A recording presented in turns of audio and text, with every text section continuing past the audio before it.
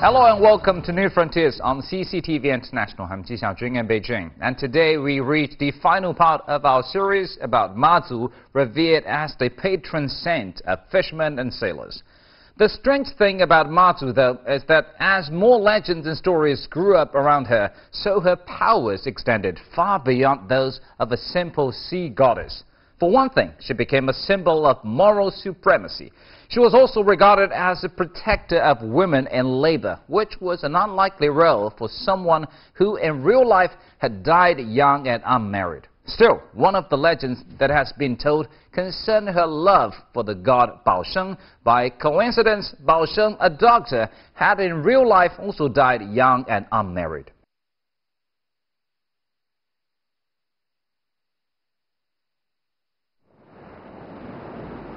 According to legend, one day the god of heaven, the supreme god in Chinese mythology, visited southern Fujian. There he saw two abandoned temples. One was a temple of Baosheng, and the other a temple of Mazu. Baosheng was a divine doctor, and Mazu was the goddess of the sea, who had saved many lives. The god of heaven fell to thinking. Mazu was young and pretty, and Baosheng was charming and handsome. They were of the same age, and neither was married. His feelings of compassion aroused, the god of heaven decided to become a matchmaker. Mazu, however, was not moved by the god's offer. In fact, she was furious. Although she blamed Baosheng, her anger sparked a legendary trial between magical powers. Contest between the wind of Baosheng and the rain of Mazu. It's said that on Baosheng's birthday, which is the 15th day of the third lunar month every year, Mazu summons up a strong wind to blow off his hat. Just a few days later, when Mazu's birthday falls, Baosheng takes his revenge. He brews up a storm, with the rain disfiguring Mazu's pretty face. The ferocious battle between the two gods produces bad weather.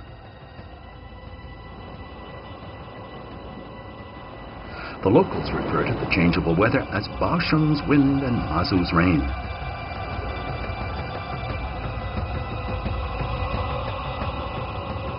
Baosheng and Mazu seemed perfectly matched in terms of their backgrounds and personalities. They were also highly respected across southern Fujian. So why couldn't the local people have contrived a happier romance between them? Historical accounts reveal that romance was a topic that was considered unsuitable for myths and legends.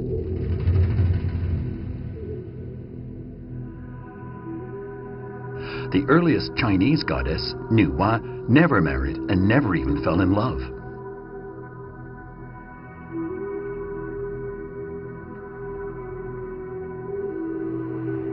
The later goddess, Wangmu Nyang, whether in the guise of a monster or a sweet old woman, was never associated with romance. Although in one legend, Chengyu did marry Hou Yi, their tale didn't end happily. What happened was Chengyu, after taking Hou Yi's magic elixir, floated to the moon, where she was condemned to spending the rest of her days in misery with a sole companion, a white rabbit. By contrast, Western myths and legends are full of romance and love. Cupid, the god of love, Venus, the goddess of love and beauty, and Apollo, the sun god, are all passionate and attractive. Love is the theme in much of Western mythology. However, life for China's gods appears far more straightforward and monotonous, especially for the female goddesses. There are, in fact, two distinct categories of goddesses. One was the goddess who had died at a relatively young age. As virgins, they had never known the meaning of love. The other category comprised the grandmothers, who, though they had married, had never tasted the sweetness of love.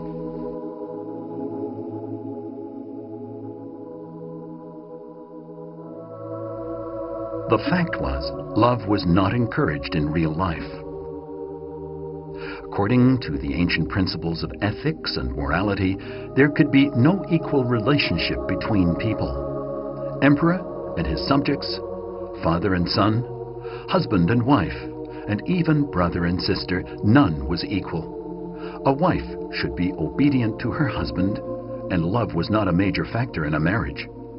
This could explain why romance scarcely appeared in Chinese mythology and why there was no happy marriage between Baosheng and Mazu.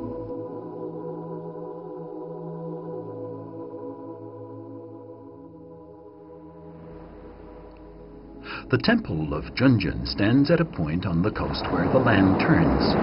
Junjun was another name of Baosheng. Not far away there stands a smaller temple of Mazu. In the Ming and Qing dynasties, it was quite common to build temples to the two gods in such close proximity, even though it seemed they were constantly fighting.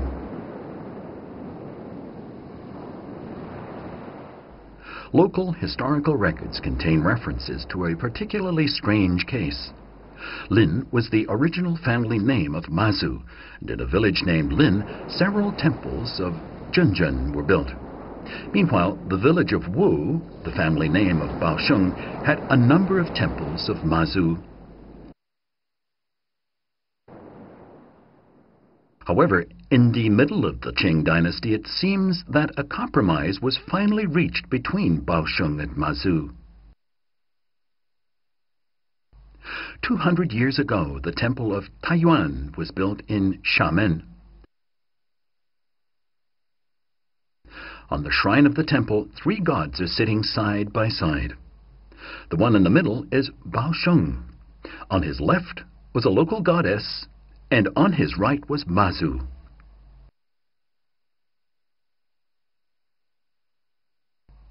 So, how was it that the two ancient foes ended their feud?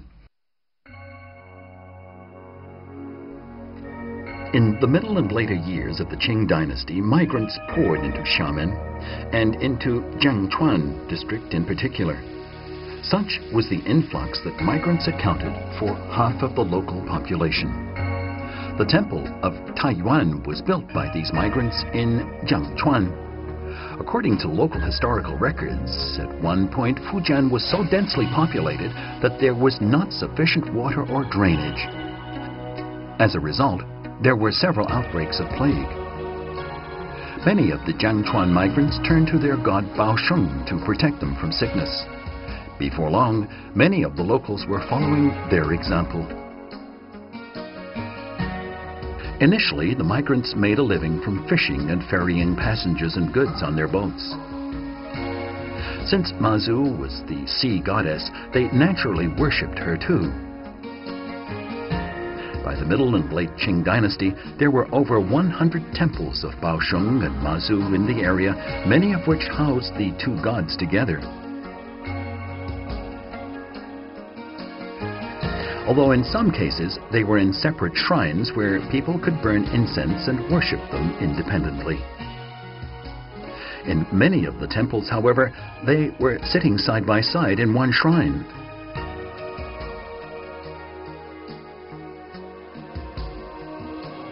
Since life at the time was hard, protection from the gods was considered vital, so it was deemed wise to forget factional rivalries created by the worship of different gods.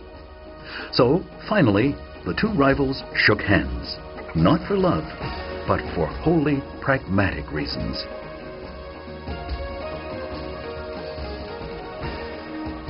Mazu, as the goddess of the sea, was the protector of seafarers. It seems odd, then, that many temples in her honor are found inland in mountainous and plain areas. It seems she succeeded in building up a following across the whole country.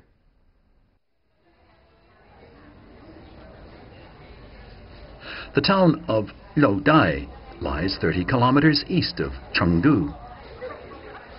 Loudai has a famous guild hall. The hall is in a remarkably good state of repair, which makes it quite easy to imagine the bustle and prosperity in the olden days. The well-preserved hall has 3 floors, the second of which is closed. The older locals recall that during the period of the Republic of China, there was a temple of Mazu on the second floor. Many people from the surrounding areas would come and worship there.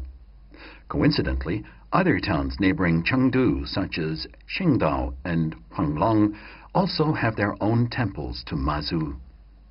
Historical records suggest that more than 200 temples to Mazu were built in the region in the middle and later years of the Qing dynasty. This seems strange.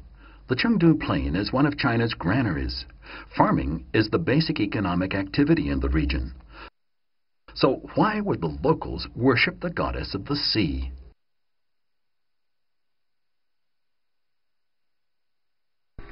它是海神，那么在四川的复兴地区也有妈祖的这种祭祀和供奉。为什么呢？可能我们大家知道，在我们四川呢，现在它有300多万的客家人。那么客家人他是作为明末清初，随着湖广填四川大移民运动呢，来到了四川。客家人的组成部分，它是闽粤赣这3个省市来的。因为妈祖是大家共同尊奉的一个海神。他在他生平中间做了很多的好事情，那么不光是就是在这个对这个出海啊各个方面的保证保护他们，那么在日常生活中间，他也给大家带来很多的福气。In the Ming and Qing dynasties, the Hakkas migrated to Sichuan mostly from Guangdong and Fujian. They brought with them their belief in Mazu as their guardian goddess, and ever since, worship of Mazu has been deeply rooted in the local tradition of Sichuan. Though they were living far away from the sea, the Hakka belief in Mazu remained strong, since she was such an important part of their cultural life.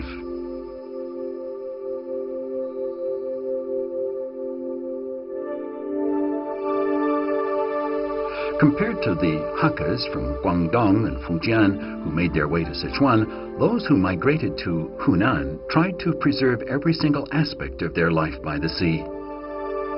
Tianhao Temple in Jijiang, Dong Autonomous Region, Hunan Province, is one of the largest temples of Mazu in an inland area. The temple stands beside the Wushui River. Built in 1748, it was funded by Hakkas from Fujian.